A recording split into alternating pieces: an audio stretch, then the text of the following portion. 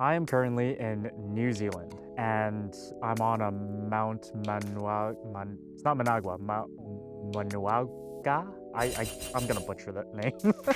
I'm currently in New Zealand on top of some random mountain. I'll put the name here.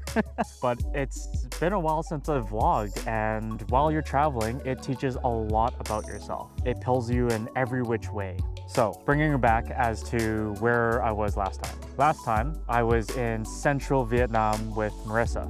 Now, we had been traveling together for like a few months now. We'd gone through Thailand, Cambodia, and southern Vietnam. And now we're in the beautiful city of Hoi An.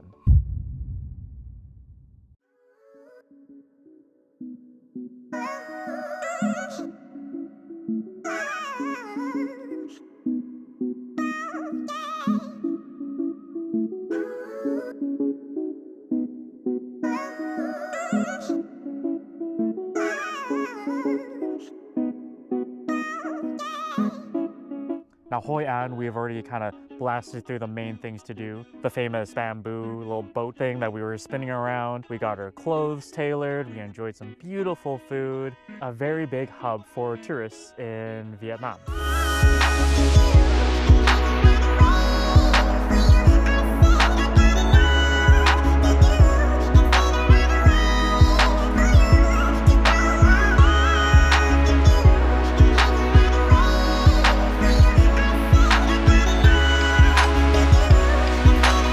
At this point, Marissa and I have traveled together long enough that we now know that we actually travel a little differently. I love to travel in a very fast pace. I'd spend 3 days there, and quickly afterwards, I actually went to central Vietnam. There's a place called Paradise Cave that I was able to do some spelunking in, and it is absolutely gorgeous. If you're ever in central Vietnam, I absolutely would recommend. It is jaw-droppingly beautiful and kilometers of exploration.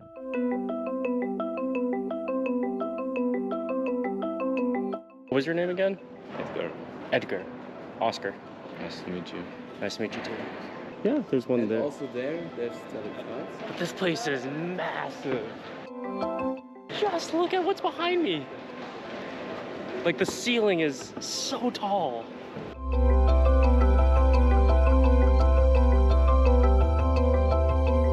Welcome to Paradise Cave.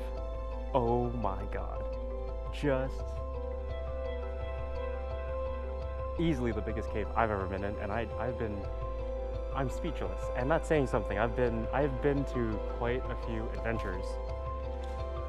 Wow.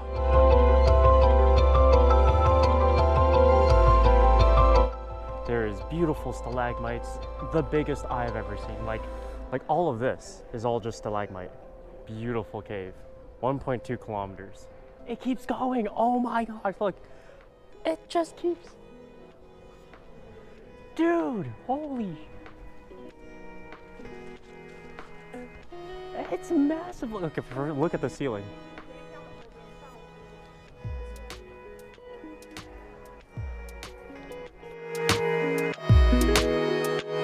My jaw is literally dropped. Oh my God. It's beautiful. Look how beautiful that wall is. Oh my God. It keeps going. It just keeps going. I know it's like a 1.5 kilometers, but how have I not seen any bats? I'm sorry, but like when I was doing caves and all, maybe this is not the region. Tell me if I'm wrong, but like, oh wait, first of all, this is a very touristic spot. Like if you're not going to Sa Dong Cave, this is like the other cave you have to go to.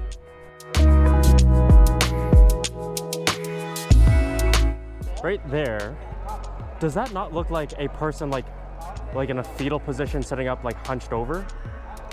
That's scary. That's hella scary. He's a liar. I lied. The length of this cave is not 1.2. Not at all. Nowhere near. It's 31. 31. My bad. The walkway is 1.2. Mix up. Oh, Marissa's not with me. small description. She feels like we are being rushed, so taking it a little slower. She's gonna slow down, relax on the beach.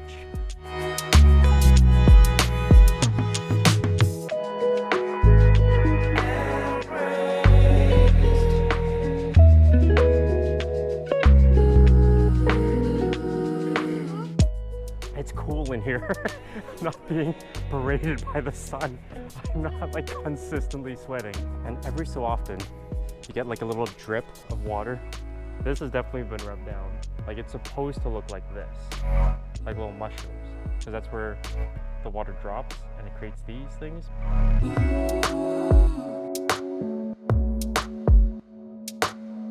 I also got to explore the riverways of central Vietnam. It's a place around Tam Coc. Yes, it's called Tam Coc. A riverway of Skull Island, where they filmed the King Kong movie. Absolutely beautiful and stunning. And literally felt like another planet and geography when you go up there and get onto this boat and you're just intertwining between the caves, the beautiful and luscious mountains in the area. Absolutely stunning. The main thing to do is rent a motorcycle, kind of go adventure around on your own.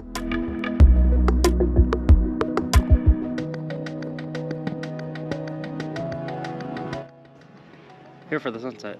So many people. I'll probably head down a little early.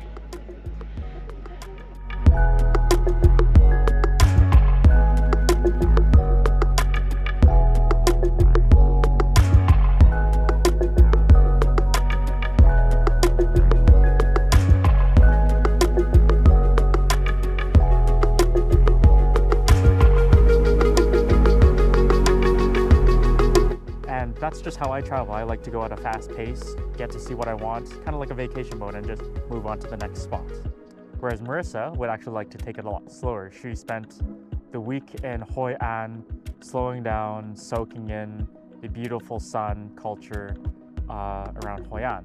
With that being said, both Marissa and I separated for a little bit and then met up in Tam Coc to explore northern Vietnam together.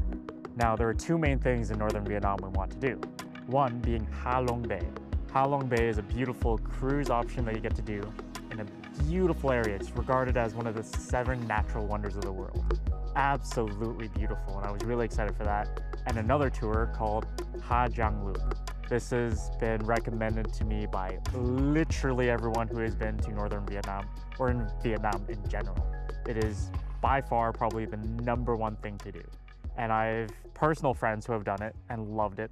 I've heard it continuously from friends while traveling. So I was very excited for both of these things. However, as we got to Tam Coc, news made it to us that there was a Category 4 typhoon, Typhoon Yagi, heading our way, which risks pretty much everything we had planned. So I don't know how it's gonna go. All right, currently in Hanoi, Vietnam, the capital. Marissa and I made it to Hanoi to hunker down as Typhoon Yagi has arrived. We've already experienced 2 trees collapsing in front of our hostel. From here on out, we'll see how the travels will be. Hopefully everyone is staying safe. Cozy room. This is one tree. Behind this is another tree. I'm not walking out there because another tree could fall. As you can tell, I was dry before and I'm completely soaked. Completely soaked. It was honestly dangerous.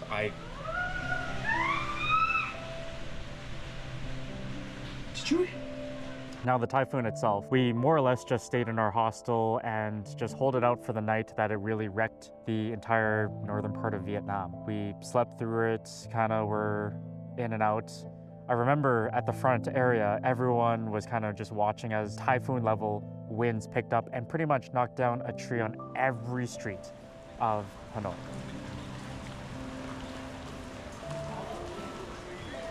Oh, hi again. Oh, nice to see you guys. What are the odds? How's the storm so far? I mean, there's quite a few trees down, so. Right in front of your hostel. Yeah, we saw this one fall actually. Oh. And then down the street, it's worse. was down. I don't want to see. Come to, we realized a lot of our travels, a lot of everyone's travels were disrupted due to this. It's kind of selfish in a sense to be disappointed not being able to continue our travels this way. A lot of other lives have been affected immensely and people have lost their lives. I couldn't be this selfish to say like, I can't do my touristic things. But despite the fact I've never experienced something like this. I've never experienced a natural disaster that took away my travels. Even in Peru with landslides trapping me in cities, really bad rainstorms, I've always been able to do what I wanted. So this was the first time I've experienced a terrible natural disaster and I didn't know how to deal with my feelings.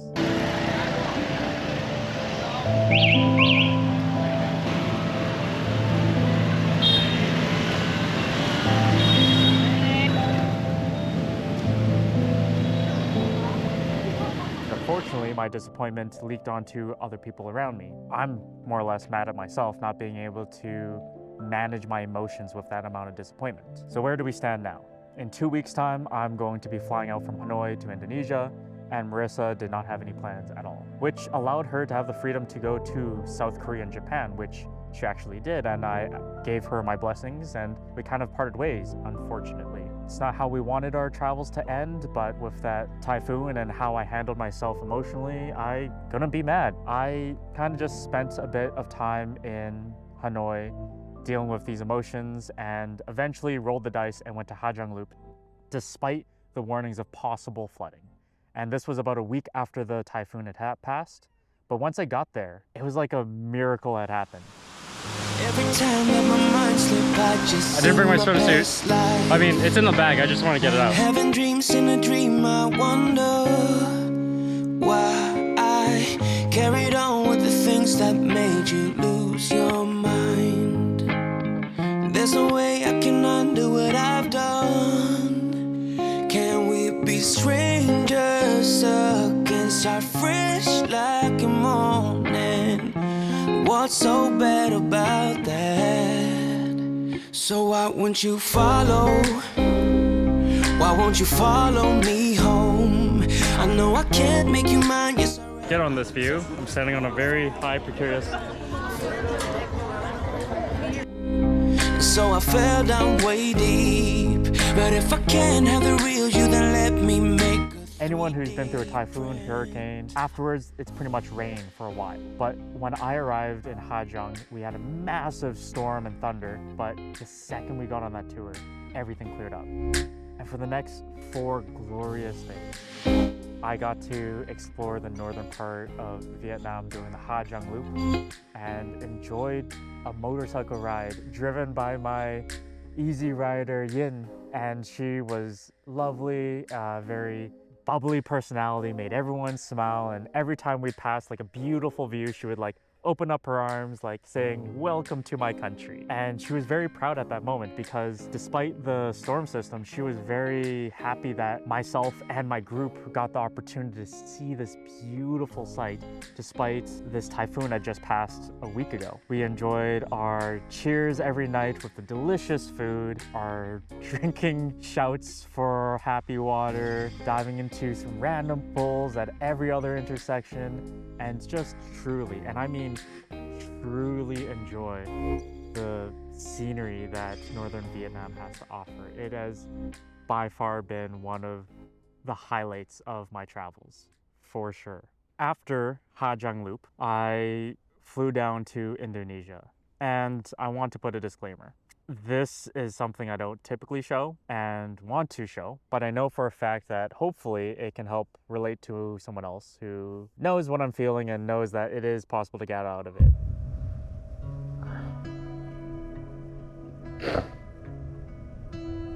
I'm done. I am so done. I thought I was stronger. I put a bit too much on my shoulders and I am crumbling. For those who don't know, at the age of, I believe, 15 or 14, was diagnosed with generalized anxiety disorder.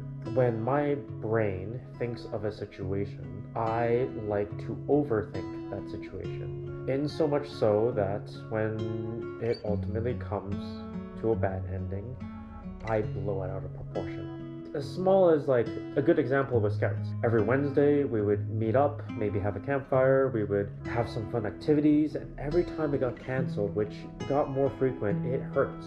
It hurt way more than it should. It was just an event or a weekly meetup, and I was angry that when it got canceled. And that's something I need to work on myself. I thought I had done a really good job. Like, that was me when I was 15. It took me 5 years to go through it all, feel the feels, and just like kind of keep my emotions on a neutral, and then build up that strength in me to understand how to reflect on the world better. And as a recent events, it shattered me.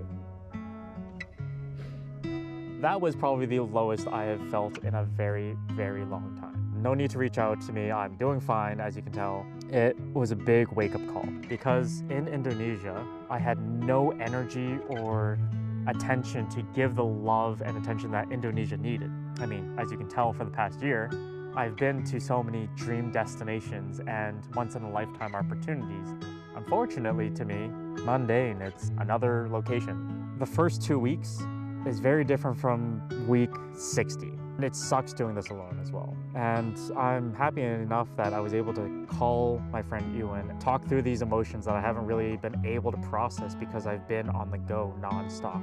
He was able to call me when he was in Hanoi, really going through it as well. And I'm slowly realizing I'm being that person for more and more people. That gives me more energy than anything. If you guys enjoy the content I am trying to put out there or have any suggestions that I can improve, please let me know in the comment section. And it does mean the world if you're able to subscribe, like, comment, whatever you can to give some engagement and feedback as to how I can improve.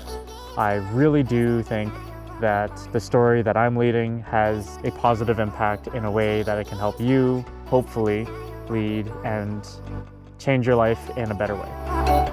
Again, thank you so much for watching and giving me your attention and enjoying my journey. Again, thanks.